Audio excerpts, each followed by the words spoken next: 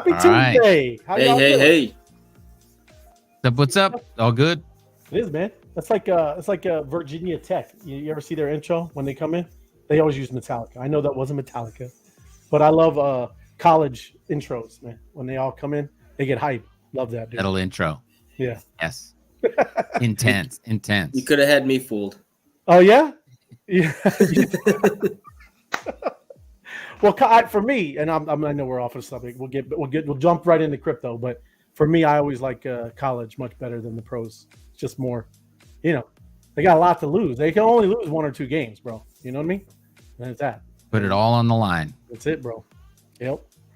But we got some people joining us real early here. Look at this. Craig already in the house. Right on. Came in early. Good evening. Right on, man. Been missing it. George, Hey. Good evening. Robin here. Hey, I all certainly Robin. been missing these well. Yes, thanks for showing. Time See for you, the Will. Monster Mash. Yeah, George, Will. Awesome. Josh, What up, Josh? How's it going? everybody piling in. Hello, Deb. Good stuff. I heard Craig, and I'm not doxing people, Austin, but Craig out there traveling, meeting some bees. Awesome, man. Good to hear it, brother. I'm happy everybody gets to kind of, jump in and see each other in the IRL. Yeah, that's awesome. Yep. So, without further ado, I want to jump right in. We got some crypto news. What's going on? First, obviously, that kind of what everybody's been hearing about is the SBF, right? It's all the court case and all that's going on. We'll breeze right through there because that's ongoing. That's probably going to be like a six to 8 weeks that court case, and then I'll go through some crypto news and then talk about the Bitcoin, what Bitcoin's got going on. So they got some new technology. Well, I don't know if it's new, but it's kind of rolling out more, right? People are more in use case of it. But let me jump in there. And I know, Tim, you got some stuff. You'll probably wrap it up, yeah? And I don't know. I think Austin has some great insight as well, brother. So let me jump in. As always, bro. Share screen. This is look, hey, now we're back to a StreamYard. No, this is StreamYard, right? Or is this Yep. Yeah. So we're using different platforms, checking it out, seeing what's best for us. And it's cool stuff. So just going to play this quick video. This is just Caroline entering the court. And after this, what's it's not too funny because again, this is people's lives, right?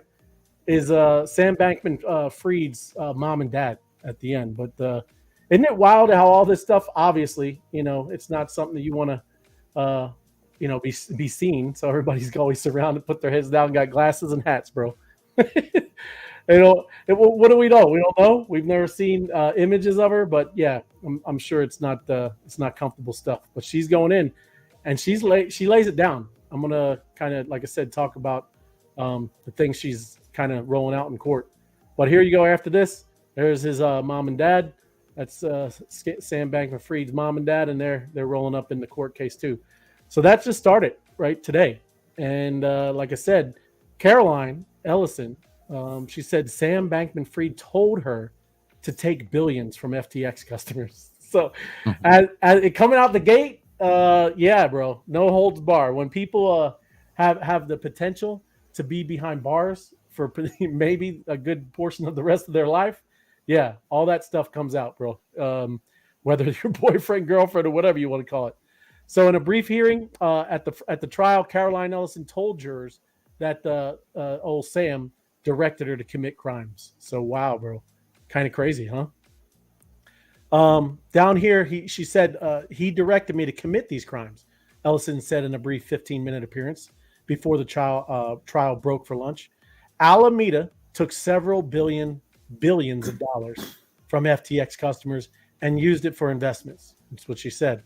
She went on to say that the Alameda tool, $14 billion worth of FTX customers' funds were in total. That's crazy, man. That's insane. That's a lot. It's insane. $10 billion worth of money to repay its lenders. That's ridiculous amounts of money, man. But again, she says here, I thought Alameda's position was risky. She recalled in court saying that she didn't think the firm's balance sheet would inspire confidence in lenders. She added that Bankman-Fried suggested adding Paperbird, a company under which Sam held shares in FTX, could be added to the balance sheet to make Alameda look less risky than it was. And this is all the kind of stuff that we're talking about, paper and over things, throwing in whatever these tokens, as collateral or whatever they were doing, man. I guess everybody's going to see this court case. Like I said, it should probably about 6 to 8 weeks. And, somebody, I believe, should be going to jail, right? I don't know what you guys think. Yeah. Well, yeah, this is crazy. I've been reading a few of these like commentaries about the case on Twitter, and the partner, the other guy, Gary Wang, something like that. He's been doing the same thing, saying putting Sam Bankman-Fried underneath the bus. He directed me to commit financial crimes, and now this, the girlfriend saying he specifically told her to take $14 billion of customer money and use it. It's absolutely insane. It is, man. Yep. And we know what it was. Hey, Tim, do you remember what it, Bernie Madoff? Well, how much? You know how much a roundabout? I'm not saying it's pulled off the, but you keep track. I don't remember how big it was, but it was up there. It was in the low billions, right? Low billions, right? Single digit billions. But this is very big deal, man. And like I said, I think obviously people are going to be held accountable. At least I hope so. Or we really don't have justice around here, bro. Now, hey, I do have different feelings for people, but like with the kind of spokespeople and the marketing type of things with celebrities, some of that, I do understand they got paid, but a lot of that, I'm sure they didn't dig deep and understand that stuff. But that's also a cautionary tale. That's why we talk about doing your own research, even talking about things, right? Talking about projects you're into, or, you're going to start seeing as the bull market returns, people will be paid to be spokespersons for these type of projects. And it's on you. You're going to take money and kind of tell people about something. You better understand what they're all about, right? You better not just be like, okay, hey, I'm going to get paid. That's you're seeing repercussions, and like I said, there better be, or the justice system is jacked, right? Well, I mean, I'll just, it's a crazy comparison maybe, but we've heard things about some of the sports companies, sports apparel that use young people to make their shoes and all this kind of stuff, and people get thrown under the bus for hiring those workers, and even some of the politicians got in trouble for some of the stuff that they've made deals with, where they're exploiting young people or just people from other countries, third world countries. He's saying, but that's one thing, and people don't like it, but they tolerate it. But in this case, where SBF is saying move money around so we can make it look better, is fraud, is criminal, and it's not right to exploit the workers in another country. I mean, obviously, if the minimum wage is a lot lower, or if there's no minimum wage and they're just getting away with paying them pennies, it's a sad case. But this is fraud. It's criminal. It's jail time, and he should spend a long time in jail, because that's all he was doing. It's not capitalism. That's just, so it's crazy. And I can't believe that they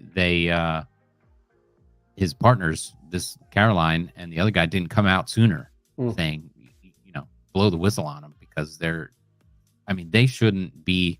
I mean, if you know about this stuff, you should blow the whistle a whole lot sooner than letting it go this far. It's just crazy. Yeah.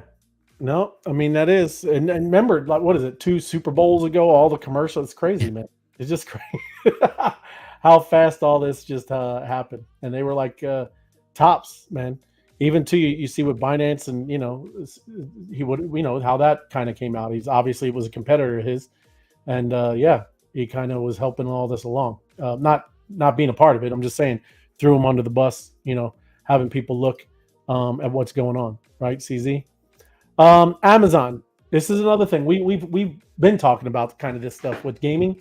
How maybe the big kind of adoption would maybe come through that way. I know a lot of gamers are not big fans of all the crypto stuff, but obviously I think they're going to come around when they fully get a grasp of what that, this all can do for them. But Amazon and Immutable want to make it easier to launch crypto games, right? So the crypto firm Immutable has joined Amazon Web Services ISV Accelerate program to develop blockchain gaming infrastructure. So that's a good combination right there, right? Amazon's no joke, and with their web service, the AWS, because I use it. I think you use it too, Tim, with some of the things that we do with videos, and it's a great storage and all that stuff like that. So obviously, I know there's much more that it can be used than what we do it for. But this is a huge thing, I think, right? These two getting together. And, this is what the Immutable X blockchain can now join AWS Activate, a program for startups that offers technical support up to 100,000 in AWS credits and other resources. So that's great, using, these platforms and making it easier for people to build, make games. I think he's talking about here by joining AWS ISV Accelerate and AWS Activate programs, we're able to provide our vast network of game developers with a turnkey solution for quickly building and scaling Web3 games. That's a great thing, right? If we're talking about Web3 and, introducing this thing to gamers and getting all, behind what all this does. We've talked about it before. What's cool is, in the future and all this stuff where you're looking with games is how you're going to be able to cross platforms, right? Things that you played maybe on, Nintendo yeah, he's going to laugh at me again. Nintendo, PlayStation, or what? Sega, Atari. Yeah, Xbox, Atari. But those cross platforms, you're going to be able to take what you've been doing and gathering in these different games and bring them over to other different platforms, different blockchains. So this is a great step. So people can all start kind of, getting after it and starting building these games in Web3, right? Absolutely. Yeah, that's pretty powerful.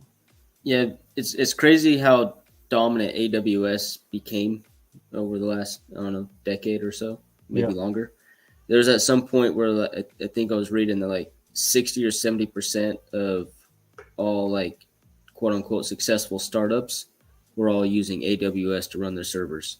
There's something like that. So absolutely insane. Uber, Lyft, Instacart, you name it. All these, Airbnb, all these startups that happened over the last decade and a half, they were all using AWS and to host their websites and all their infrastructure. So it's crazy how powerful AWS became, and very costly. It's like $100,000 in credits. Sounds like a lot, but in reality, for running this type of servers and infrastructure, AWS is very costly. But anything to help make the infrastructure for crypto and Web3 easier is always good news. Absolutely. Well, that's what's funny, and I think you use it a little bit too, Tim, is with like I was saying with videos. But AWS is exactly what Austin was talking about. It was too expensive because I streamed. I had my own channels on Roku, made my own content, had TV channels on there and all that stuff. But the cost was ridiculous. So I had to go to what the heck is that other? It's like YouTube, but come on, how did I not Rumble? Not Rumble. No, it's whatever. I'm not going to remember right off now at the top of my head. But Vimeo? literally, huh?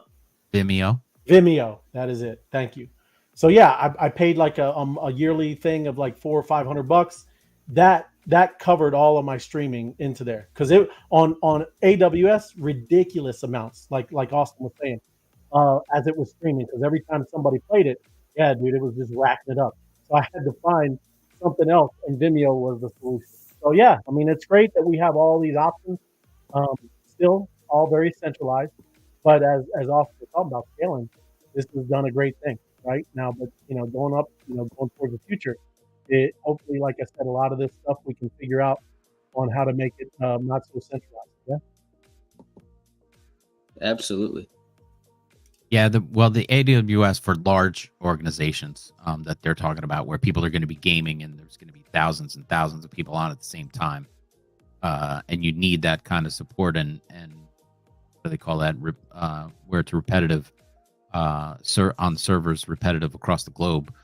Then that's when it all works. When we're getting the hits in the thousands, it doesn't make sense to have that much redundancy across the globe for our local videos and all that kind of stuff. So it was expensive for the little guy, right?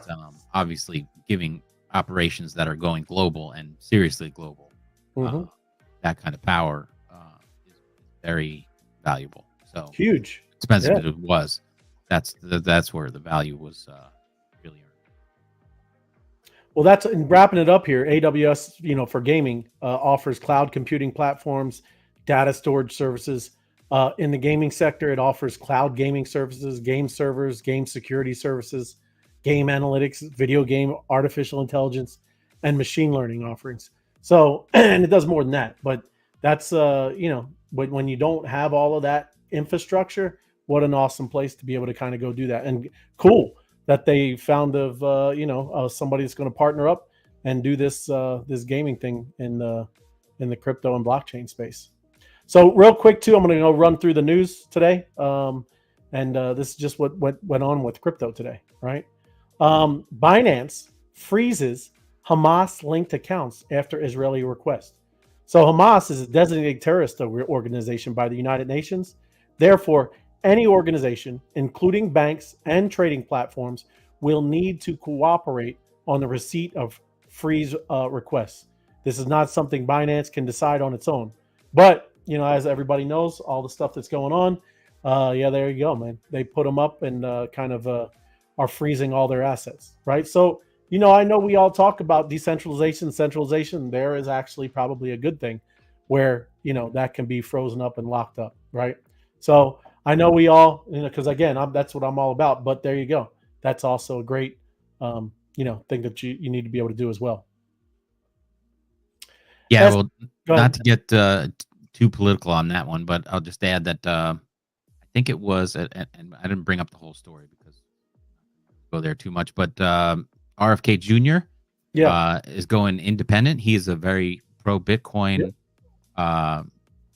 candidate, and he's gone independent. He's not going to primary Joe Biden or anybody else in the Democratic Party. But connected to this part was he started following Bitcoin seriously when the truckers in Canada had their Bitcoin and all their crypto frozen. Canada did that, and that's a line that obviously shouldn't have. The truckers were not terrorists and all this kind of stuff, but Canada was freezing their funds. People remember people were donating Bitcoin to the truckers and everything, and Canada was stepping up and getting in the way of all that. So that was definitely not right. And RFK Jr., that's when Bitcoin came on his radar and thought that was wrong, and thought that Bitcoin was a worthwhile thing. But if you have to stop terrorists like what's going on over there doing, that's awful, and definitely anything that can be done to slow them down is a good thing. Well, one thing to clarify here too is that they're able to freeze it because it's on a centralized platform. So Binance is a centralized exchange. So Binance essentially used their power of freezing the accounts to stop to freeze their crypto. But if they had held these on their own custodial wallets, self-custody them, Binance wouldn't have that power. There wouldn't be the power to freeze the assets. Now they'd run into an issue of trying to, liquidate or find peer-to-peer, transactions. But in reality, this isn't. I just don't want to make it confused where people are like, "Oh, well, I thought crypto was decentralized and they couldn't stop it." Well, yes, but if you have your crypto store, sitting in a centralized exchange or a centralized entity where they have control over it, they can choose what they want to do. So, big clarification there. Well, and we all still need on ramps and off ramps, right? So there's still all of that kind of bottleneck. Anyway, we'll see how it goes and looks, getting into the few years ahead, but we'll see. Yeah, and that's a great point. Thanks, Austin. I just wanted to highlight that too. Obviously, there's a huge difference of Palestine and Hamas, right? So they did this to Hamas, not the actual organized government. SBF seeks to probe FTX lawyers. Okay, their roles in $200 million Alameda loans. And down here, this is literally, like I said, they're lawyers. So you're starting to see the evidence come out, right? And I just want to pull this up. This is all stuff, what's going on. What were the attorneys involved in the loans, right? The government direct examination of Mr. Wang, that's who you were talking about earlier, has already elicited the FTX attorneys were present and involved in the structuring and executing the loans, right? And they knew. That's what I'm saying. It's starting to be, where everybody's like, if you remember when all this happened, oh, I didn't know. It was not, I just was there, So the craziest thing was SBF going on Spaces every single day to defend his case, and playing League of Legends at the same time. Right. Dude, he wasn't taking it serious, bro. Because you however he disassociated himself, he was not taking it serious. And because you said he was literally doing Spaces, playing games, right? Isn't that what you're saying? It wasn't. Yeah, he was just joining Spaces to tell everybody, relax, we got this, everything's fine. I'm sorry, we're gonna get it figured out. And then in the background, you can hear a bunch of clicks happening. Yeah. And so just people on the internet, people in the space listening, they remembered that SBF was a big League of Legends game player.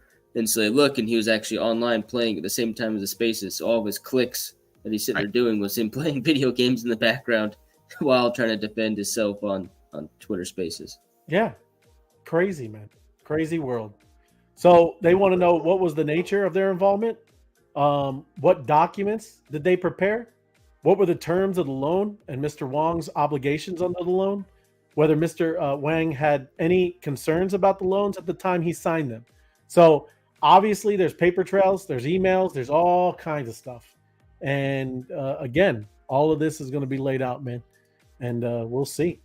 Kind of crazy, man. But this is what I'll end on is the Bitcoiner drops BitVM, right? Paper. Compute anything on Bitcoin. And like I said, I just want to kind of run through this. This is a new kind of thing that this Bob Bodley, and I'm going to go over to his tweet he had about this. But BitVM, everything you need to know and more. BitVM is a new optimistic rollup, plus fraud proof, plus Taproot, Leaf, Bitcoin script computing paradigm designed by Robin Linus at Zero Sync. They published an excellent white paper this morning, reviewed by Super Testnet and Sam Parker. And so I'm going to go over this tweet. And he's got the little bite size, right? Too long, don't read. I'm not going to go through all the technical deep stuff. I'll go here, but this is his tweet. If you want to look at it, it's Bob Bodley, PhD. It's at Bob Bodley. And you can check out what's going on with this kind of thing with Bitcoin, right? And then I want to go into what an EVM is, which is Ethereum virtual machine. So this is a Bitcoin virtual machine, right? I'll go into a little bit of what that is. Not too technical, not getting too geeky, just kind of just going over this stuff. This is not a silver bullet solution first, okay? No, BitVM is not as good as EVM, which is the Ethereum one. BitVM is slower, more expensive, and more complex. The core benefit of BitVM is we get additional programmability right now on Bitcoin without an upgrade. No new opcodes needed. No soft fork needed. Ready to go right now. That's pretty cool. Easy potential use cases, including decentralizing various parts of applications that currently rely on centralized services. Okay, that's awesome. The congestions, obviously, people talk about with Bitcoin sometimes the slow, and that's why they use the Lightning Network. No BitVM, no. BitVM doesn't solve trustless bridging for sidechains, likely requires covenants. Yes, BitVM is strictly better than Greg Maxwell's 2016 ZKP contingent payment example. I don't know what that is. So just being straight up with you. BitVM is very complex to understand and implement. Upgrading Bitcoin with an opcode would accomplish the same thing. And very quickly, like I said, I just wanted to go over, so you know what the EVM is, right? It's just Ethereum virtual machine. Let me pull it up over here. And if you had anything, were you hear anything about this today, Austin? Or no, I haven't seen anything about this today. All good. So I just wanted to, like I said, read a little bit what this is. The Ethereum virtual machine, as mentioned, an EVM compatible blockchain implements what we call the Ethereum virtual machine. If you've used a virtual machine before, you know that's it's essentially a computer that's running on top of another computer. The EVM is a computer running on top of a blockchain. That's what the EVM is. The Ethereum virtual machine functions in similar ways, such as acting as a runtime environment to the Ethereum network. Like any virtual machine, the EVM is a computer. Some call it the world computer, and it stores immutable data on Ethereum, and it executes the codes in smart contracts. Those smart contracts could be tokens, NFTs, governance, dApps, gaming dApps, etc. So again, light version we're talking about on Bitcoin and what they're trying to do over there.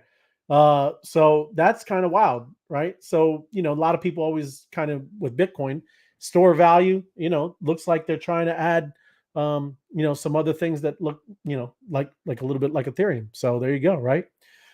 Smart contracts, that's obviously one big thing why we all love Ethereum, of what this kind of allows you to do.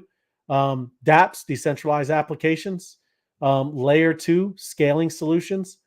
And this is talking about down here, the Binance. These are ones that kind of built on top of it, right? Binance, Polygon, Tron, Avalanche. So these are all what you can do when you have these EVMs. And like I said, I just wanted to touch on that. That was pretty cool news, I think, for Bitcoin. So much bullish things going on in this space. It's kind of getting ridiculous, right? I don't know how they're going to keep the lid too much more on what's going on here. Yeah. You say bullish? Bullish, man. You're getting bullish, Ray? I'm getting bullish there, Austin. It's getting ridiculous over here. So that's not financial. Damn time. Yeah, man. That's what I'm saying. It's been a bit, man. But there you go. That's kind of what I want to talk about, Great stuff. Thank you, man. Very cool. Very cool. Hey, I don't know if you've seen how many monsters you've gotten a chance to take a look at, but I wanted to show off this one. Okay. Because the Sergeant Unity made an appearance. But very cool. Unity monster. This one's in Maine. There's a couple Unities out there if people want to grab them. So first one out. Yo, I like his compass, dude. He's got a nice compass. Got the direction down. He's ready to go. That's very cool. Yeah, very cool. Thought I'd show that one off. Shameless plug. Shameless plug. Little plug. But we love the monsters, so we do. It's right. Back to the news. This one was the judge sides with Ripple, denies the SEC an appeal. I think we might have heard about this one. We're losing you a bit, man. Again. What? Here we go. Here we go. I'll stay after it. But yeah, XRP, which is still floating around 50 cents. The judge denied the SEC's motion, claiming the regulator failed to meet the burden to show that they were controlling questions of law or substantial grounds for the difference of opinion on the matter, being whether it was a security or not. The regulator appealed against the court's July decision, declaring that the retail sales of XRP token did not meet the legal definition of security, and the SEC argued there was substantial ground for differences of opinion. So, yeah, the SEC tried but got shot down. So, crypto lawyers are divided over the significance of the court order, while many lawyers and commentators chalked up the decision as a substantive win for Ripple in its case against the regulator. And the legal experts have urged the public to temper their enthusiasm. Yeah, so this doesn't mean go out and buy XRP because it's still a battle that's ongoing, and the SEC has Gary Gensler is a big loser, man. Yeah, but he's a big roadblock on this one. But it doesn't, just because they denied him the appeal doesn't mean you should run out, scoop up as much X. Oh, you went away, man. I'm here. So, that was that one. And then that one, the next one was Europe is winning. And this is Coinbase saying that because Coinbase does operate globally. They're making deals throughout Europe. This week, their team has been in Paris for Blockchain Week, and they spoke to his team and colleagues on the ground there and had first attended the event in Coinbase 2019. Back then, At the time, already impressive tech ecosystem under development in the edge of the city, but more up and coming than established. This year is being held in a private space in Bar, arguably the greatest national treasure, the Louvre. Sorry, French pronunciations. But it's in one of the most respected museums. Yeah. But back to this, they're saying that the UK last year steadily following through on its ambition to become the leading crypto hub. And this is being led from the highest levels of the UK government, from the Chancellor and to the Economic Secretary and the newly created Department of Science, Innovation, and Technology. So the CEO of Coinbase, Brian Armstrong, will be speaking there at FinTech and coming up in April. And it's an opportunity to congratulate the UK policymakers and regulators for the vibrant ecosystem their good work has helped create, and offer thoughts on how the UK can go even farther on its adoption of crypto. So yeah, this is just the CEO is over there working with the UK to win people over to UK and into Europe to have the crypto regulations in place so that they can do business over there. So that's pretty intense. And he just says that he was wishing that the US was as aggressive as they're being. Oh yeah, they need it, man. I mean, we need it. We need it, yeah. 100%. I mean, obviously, there's a lot of people building, right, and kind of just waiting in the wings. I know a lot of stuff is being set up, right, and as soon as kind of regulations and all that stuff come out, I believe you'll start seeing a lot of stuff that's been working on, even too, like just. And I know this is not crypto or web, but it is Web3. You start seeing things like even Meta with those cool, those Ray-Bans. That's cool stuff, right? That's all part of that, that Web3 kind of universe we're all talking about. So, I mean, there's all kinds of people doing and building. But yes, this is not good where, people are kind of just leaving, right, offshore. Yeah, they're trying to scoop up a lot of the innovators and bring them over there. Oh, yeah. And then another story back on the beat was Chinese government-owned newspaper to launch an NFT platform. Mm-hmm. So this is a new one, October 9th. So this is just out. But Ray, we haven't been doing this show for more than 2 years, and I think it was a couple times the Chinese pulled out of crypto and everything else, and the market tanks. And now this newspaper over there, the China Daily, an English language newspaper owned by the publicity department of the Chinese Communist Party, wants to create its very own metaverse and non-fungible token platform.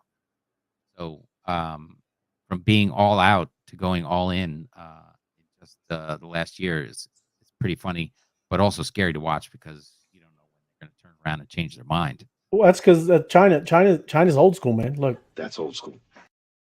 There you go. That's old school. Yeah, no school like the old school. Exactly right. So they're trying to build this and put it together, and they're taking bids from outside the Chinese government to build this as well. Yep. And this one says, in addition to its own platform, project goals, the audience groups domestic and overseas mainstream NFT platforms suitable for issuing digital collections will be selected to issue NFT digital collections. Foreign platforms include OpenSea, Rarible, Super Rare, and Foundation. So all these guys can compete to come into that space. But again, you got to do that with what they say, with a grain of salt, because they could turn around and say, "Oh, we're out." Well, it wasn't just them. I mean, China, when we used to do these with China, it was Russia. It was back and forth, man. It was a clown show. And that's why I'm saying, that's why all this manipulation goes on, man. And it's just funny. At least, at least we understand now. You know what I mean? I couldn't imagine again, I'm so glad that we've been through this, 4 or 5 years of, just kind of seeing how all this works, right? It's, been better. Obviously, we were back here 7, 8 years, but, we've been through it, man. And, whatever happens with them, right? We just know this next big move is now going to start a real market. That's what I believe, right? Is going to be a real market. Of course, it can still be kind of fudded with, right? And all this kind of stuff, but it's going to be a whole different, there's a whole nother level. Yeah. That's coming, right? That's what I think. So cool stuff, man. Well, I guess the last story, I guess we could talk about, but the mainstream media always messes with what's going on. The trouble is that this market is so young and so You gotta get in there. has so much volatility that it really swings a lot when people get news that's not entirely true, and especially when you know China says we're out and we're in, and then we're out again, and now they're building their own platform. So that stuff's incredibly confusing to the entire world, and they're like, oh, now crypto's dead. It's vapor. It's not going to work. So you got to be careful about all that stuff, especially in a young market like that. When you talk about established market, whether it's oil or gold or whatever, you kind of know all the players and how much that usually trades and all that kind of stuff. So it's hard to make swings that are as deep and as as hard tool that they're using. It's not going to work as much, right? If they do that again, it's not. People are just going to whatever. I mean, we were doing it just even this last time. It's not going to be so much of a tool in their toolbox, right? It's not going to work as much. Yeah. Right. Isn't that right, Austin? Absolutely. They have they're just toying with us. Yep. Yeah. And then this goes back to Bitcoin and central bank digital currencies. This is from Bitcoin Magazine, so obviously they're going to be a little biased towards the Bitcoin, just a little bit, just a little. But they were talking here. Central bank digital currencies can't compete with Bitcoin because, like we're saying, there's players in there, whether it's China's central bank digital currency or the FedNow coin. They're going to have control over what goes on with that coin. And when you have someone that can, play with how it's worked or used or anything like that, it's not the same as Bitcoin, which, is one and done. The paper's out, Bitcoin's there. We know how much is coming out and how it's going to change over the years, every 4 years with the halving, all that kind of stuff. It's all written already. And it's not like the central bank digital currencies where, they vote or the emperor makes a decision and everything changes. So they just go on to say more about how it's open and permissionless architecture. It has the first mover advantage, being coming out. What was that in 2009, right? Yep. User-centric monetary policy. It's all about the 21 million coins, merit-based minting process. All the stuff about how Bitcoin is more powerful than any central bank digital currency that's going to be coming out. Separation of state and money. Let's fucking go. That's what I'm talking about. Yeah. That's what gotta happen, man. It's gotta happen. This old stuff. And this one, good. This is the last one I got, Ray. I don't know how much you want to talk about it. This one was a little older. You pointed out to me, but decentralized media, because we were talking about the media and the FUD that comes out of the media. But Web3 is the solution to biased and trust issues in the news. It's an opinion piece out of CoinDesk. I just found it pretty interesting.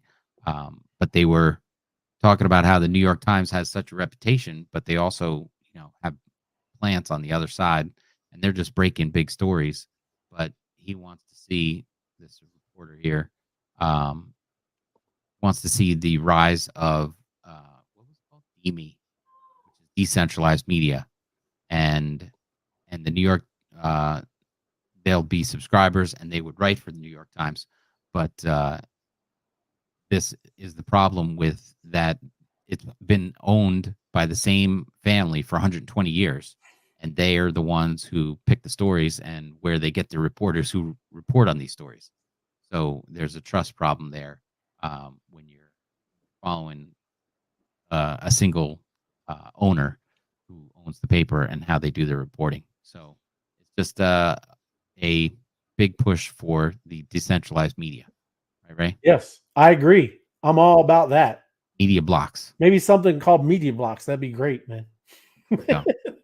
Well, it is. That's why it is my thing. I'm glad. I appreciate you brought that up because I do. I think that has to be fixed. I think that's one of the biggest main, issues right now, anyways. And it's across the board. It's all institutions, it's our governments. A lot of people have just kind of lost trust in everything, right?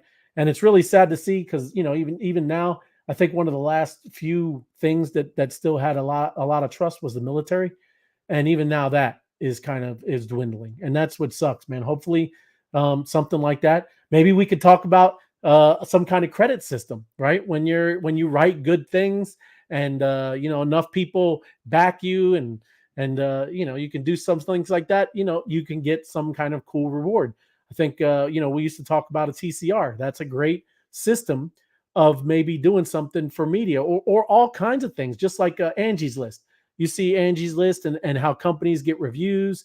And, we all know, Tim, how that stuff gets gamed, right? People do that. I know they do it. They try to do an all right job of making sure that they're getting real reviews and things like that. But if you could do things, like I said, on a blockchain or have this token curated registry and do things like that, maybe that's something else we could do another, like maybe a show on and talk about what that is, right? What is a TCR and how does that operate? How could that work with media or review systems, or even how like restaurants and how they do, with their reviews, or Google My Business, how all that would work, where you do get credit for being truth, right? For being real and for stories that people want to read. And that's the other thing people don't realize with the media. It's not always that they're just telling you lies. It's about what they put in front of you, right? It's that's huge. People don't know that, if you get to pick and choose okay, here's what we're going to feed them today, that's a great way to steer people down a path, right? So that's a very powerful position that people maybe don't fully understand. That's why Google, that's a super powerful company, man. I know I'm not talking, like people don't know, but the algorithm and how that suggests when you put a keyword in, that's crazy, right? You have billions in people that use that. And when you can throw that up there and you can manipulate it and however you want, that's a huge thing. So I think that's awesome. Hopefully, like I said, that is why I have media blocks. That's what I want to do with it. Somehow kind of fix that, right? That's a big deal. So yeah, man. Yeah, it's like when we send people over to Medium to read those articles that we like and push out and give them claps and stuff like that. That's important that we're able to do that to independent writers, thinkers that get to share that stuff, so that we can be educated from something other than the mainstream media, where it's all just churned from every station. It's the same story that goes out on every station. Right.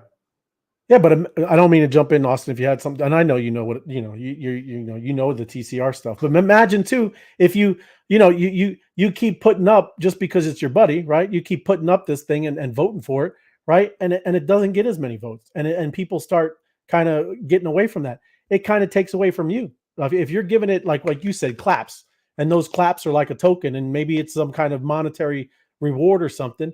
And you're not on the right side. You're losing it, right? You're losing it. The other side that's all pushing up somebody that has real content, real, good fact-finding missions, and have, people that are giving real news stories.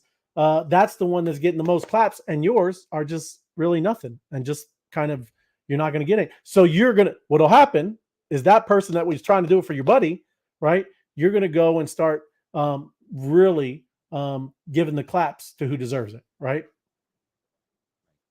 Well, there should be a follow-up system of, if you're given claps to stories or events that have meaning and purpose, that you should get rewarded for liking the right story. Yeah. Not the right story. I'm saying that the wrong way. But when you pick the right stories, you get rewarded for that. Because if you're going and just supporting your friend that goes off on his own, and he doesn't have a voice that people like or trust, then your claps are worthless. But you wouldn't, your rank of giving out claps doesn't have credibility. Mm-hmm. So if you're not gonna back independent across the spectrum, then your whole ranking doesn't have any credibility. Yeah. Yep. Good stuff. Yeah, Good man. stuff. Righto. Very cool. So while you were talking, Ray, I was throwing up some of these comments in here, and M2 Hat Girl says she filmed Steve 34 for the Monster Challenge. Oh, onions are so yummy. And hey, Robin do some of says them. that she's You want me? I can ready to do jump that. over there. I want to look up some of the monster challenges. Those are awesome, man. Do it. Let me share, and I'll go back over there. Share screen. Okay. Twitter. Hold on. Where'd that music go? I don't know. You turned it all the way down, man. I was What'd trying you to say? hear The hashtag monster challenge? Is that what you said, Austin? Yeah. Hey, look, Hashtag there we are Monster live. Challenge. Yeah, look, see, it comes right up, man. There we go. Right on. Searching music. There's Will T. Will Will T, T. play him up. Monster Challenge. So yeah, he got. What is the Monster Challenge all about? Well, it's all these crazy people going around eating onions. But everybody's got to. You got to check this out, man. I mean, Scroll down to that wild man. there you go. Oh boy. I want to jump. I want to jump to it, but yes, he's crushing it. He's got not only going to do an onion, Austin. He's dropping a tequila. There you go. And that ain't no joke of an onion, my man. That's a healthy onion, man. That might be some tech. So there he goes, throwing the salt, right? He got his lime. I'll go watch it. You got your tequila right here. So you get your salt here just like this. You ready how we do it in Texas? You'll like that off. You throw that some bitch over there and you drink.